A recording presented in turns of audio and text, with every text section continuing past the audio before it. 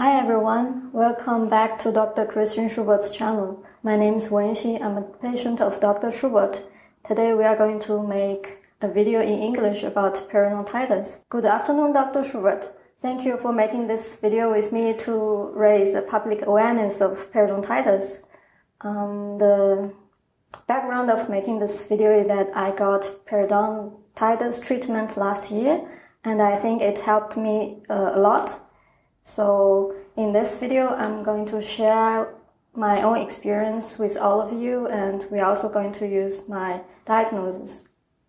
So thank you very much, Wenxi, for making this video possible for my viewers and your viewers as well, and for your encouragement for the initiative, especially for the people in China and for all the other viewers all around the world, the English-speaking community. Thank you for your kind words. I'm also glad to have this opportunity to contribute. So let's get started. So I was 34 years old when I was diagnosed. Regarding this age group, how severe was my periodontitis when you diagnosed me? Well, actually, the diagnosis of periodontitis consists of measurement of bleeding tooth pockets all around your teeth. And it means then if the pockets are deeper than 4 millimeters, like 5 or even deeper, and they are bleeding, there is a clear diagnosis of periodontitis. And if you're diagnosed with periodontitis, there is a definitely need for treatment. So the treatment needs to be done to keep your teeth healthy and to make yourself a feeling that your teeth belong to you and there is no bleeding anymore. So that the chance for losing teeth is virtually not growing but going down. So your pockets, Wenxi, were around 4 to 5 millimeters, like we see here on this X-ray. We have measured the bone loss here. The diagnosis of periodontitis also exists of diagnosing bone loss in an X-ray. And we can see that Wenxi had a bone loss in the area on the molar section on the left-hand side of 2.5 millimeters here now in this two-dimensional X-ray, and on the other hand side of about 2 millimeters. That is actually not that severe, and the pockets you had then were around 4 to 5 millimeters, so there was a need for treatment, but it was not that severe actually. Okay. This stage of periodontitis is, however, very, very common among people of my age in China. So I have done my homework, and here we have some pretty shocking data regarding multiple age groups, including school children. Over social media, I have also seen quite a few Chinese youths under 30 years old losing their teeth due to periodontitis. And I've also talked to my friends from other developing countries, like from Africa, and they also have pretty high incidence rate of periodontitis. Well, from my point of view here in Germany, it sounds quite surprising that the number of patients really having that diagnosis of periodontitis is that high in your home country.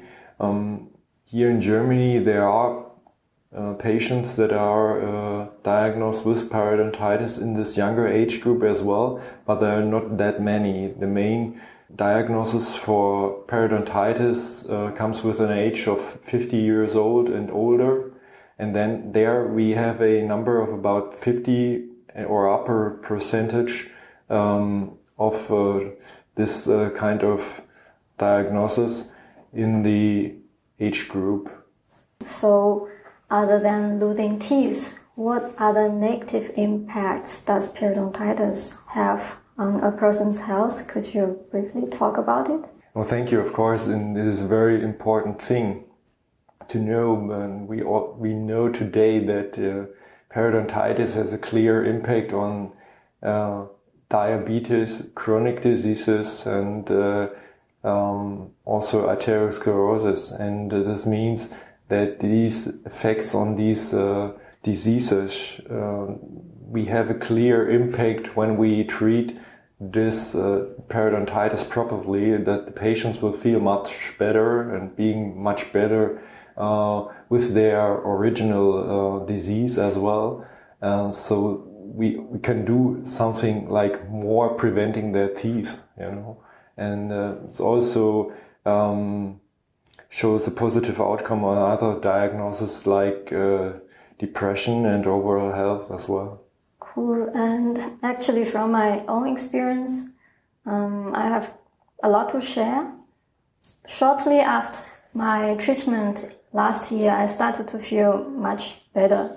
Like I was less tired, I was much less prone to weather changes. I used to have migraine a lot, and it also kind of like stopped. In November, I went back to China to see my Chinese medicine doctor, which I also seen in March 2023. She checked my pulses and she noticed that my health improved a lot, and she actually told me that she had never seen me so healthy in the past 10 years. It's pretty amazing. And the only change I could think of was the treatment. And you might think that I'm exaggerating, but let's imagine if we calculate the total area of periodontal tissues, and it's like we unfold everything and put everything on the same surface. I imagine it's a pretty large area. And if we had this large area of open wounds or chronic inflammation on our arms or legs, I believe it's very obvious for us to notice its negative impact on our immune system, where we tend to overlook periodontitis just because it's in our mouth and doesn't cause a lot of pain. It's actually allowing direct access for those nasty pathogens in your mouth to enter your blood and body directly. It's not something small that you should overlook. I firmly believe that a lot of people who are suffering from periodontitis probably haven't felt healthy, like absolutely healthy for a very long time, just like I did. And if you have been diagnosed with periodontitis and if you have fear, please don't hesitate. Just go get the treatment and you will feel the difference. One other thing is that for people who value their intelligence or they are proud of their brains, there's an extra bad news that there are researchers indicating possible correlation between Alzheimer and periodontitis. I personally think that's pretty scary. Well, the good thing about the periodontitis is that it can be prevented by attending the dentist regularly and to going to the professional teeth cleaning, to your experts, like every 6 months or so. So that's basically 2 times a year. Yeah. Well, I think most dentists recommend like mandatory once a year, right? And so 2 times a year is more optimal, like better. From my point of view, it definitely is, yeah. So I actually skipped 1 appointment, and then I moved to Brandenburg and I came to your clinic. And how was my oral hygiene at that time? I remember Laura was a bit upset with me when she gave me prophylaxis for the first time. Well, when at least there was a need for improvement. This is what I can say on your personal mouth parameters, on your oral health hygiene, yeah. And what kind of symptoms did you already have at that time, and what did you do wrong? Like, what do you think? Do you mind sharing this with our viewers? Okay, mistake 1. I brushed my teeth only once or twice a day, not twice every day. That was not good. Mistake 2. I snacked between my meals and didn't clean afterwards. Mistake 3. I snacked sometimes before going to bed and after brushing my teeth. Mistake 4. I didn't use dental floss because I'm kind of like physically clumsy, and eventually I learned how to use dental floss, and it took me kind of like 10 to 15 days to be really good at it. And mistake 5, I didn't brush my teeth in a correct and effective way. So if you are making the exact same mistakes as I made, please improve, because otherwise you might start to have the same issues as I did. Well, thank you very much for sharing this very personal story with our viewers here. I think it really gives everybody a deep insight on this issue and this crucial issue. And please, let's not forget that general healthy lifestyle and non-smoking correlates with oral health and helps to maintain your situation that prevents you from getting periodontitis. I wish I knew better about this before I actually developed periodontitis. And so I have also noticed that like some dentists in my country and maybe somewhere else too, they don't pay particular attention to periodontitis. So when do you recommend people to check with a dentist for periodontitis? Like what kind of symptoms should they look out for if their dentists haven't talked to them about this yet? Well, actually, I think every dentist, at least in Germany, might be able to diagnose a periodontitis properly. So this is not the question at all, I think. But of course, as you say, not every dentist tells his patients how to treat periodontitis, and even doesn't tell exactly what really is going on. In my mind, this is often a problem due to practice concepts, a lack of human resources as well. So just too less well examined staff, and the prophylactic assistancy. And definitely there's another thing that might be a leaning back in terms of dentists are just as humans not able to treat everybody in the same way. And it is quite hard to have a running system for prophylaxis in your clinic. This really makes up a big issue with all the surrounding problems we have. When you're thinking about your own situation, it is like when you recognize on yourself that you have bleeding in your mouth, on your gum, during brushing your teeth. It is a thing you might really think of, and if it hangs on or it goes on for a few weeks or even months, you really should attend a doctor, therefore.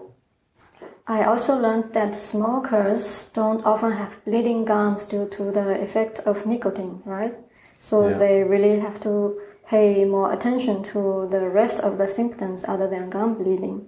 After my successful treatment, I went back to China for vacation, and then I started to take my relatives to dental clinics to get checked. It was almost like kidnapping because they all had some degree of dental anxiety. They don't want to go, and I had to spend a lot of time persuading them. And a lot of time, for a lot of them, it was their first time going to a dental clinic in their life. And I have one uncle who is a heavy smoker. He already has had 6 implants, and he complained to me that he had pain in his gums. So I took him to the dentist, and his x-ray came out very concerning. He had periodontitis, and he also had peri-implantitis, which is basically periodontitis around your implants.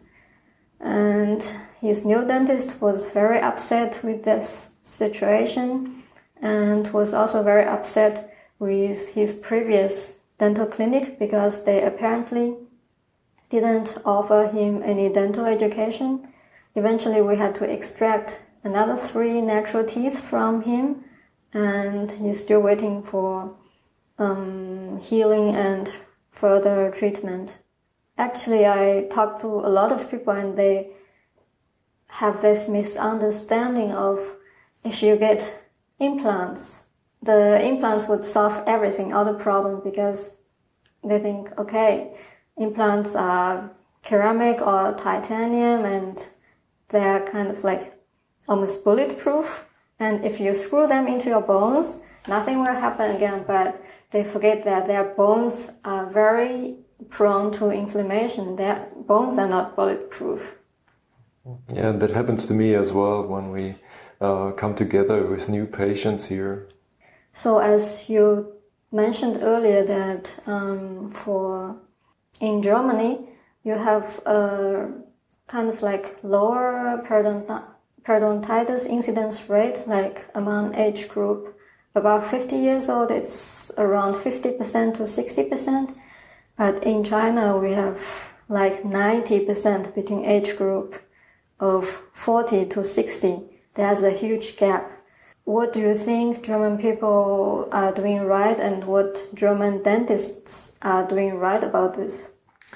Well, of course, in this case, the German health system has provided big successes during the past 30 years on dental health.